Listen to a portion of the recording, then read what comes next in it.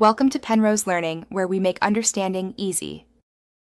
You start by connecting Google Ads to your YouTube channel and confirming channel verification. This gives you ad-serving permissions and analytics access. Once done, choose a clear campaign objective, brand awareness, leads, or conversions, because the objective drives bidding and ad format.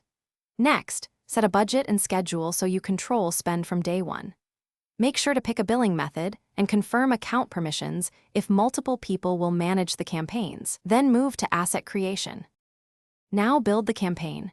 Choose video as the type and pick the ad format, skippable in stream, non-skippable, bumper, or discovery, because each fits different goals and creative lengths.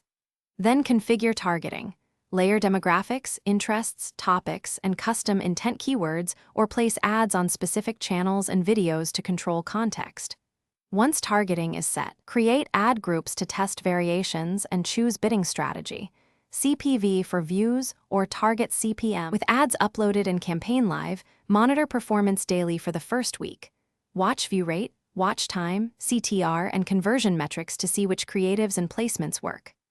Once patterns appear, reallocate budget to top performers and pause poor variants.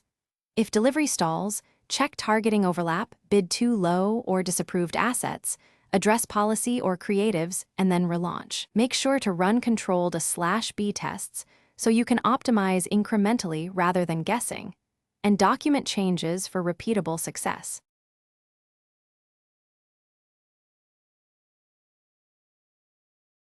Thanks for watching. If this was helpful, leave a like and consider subscribing. See you next time.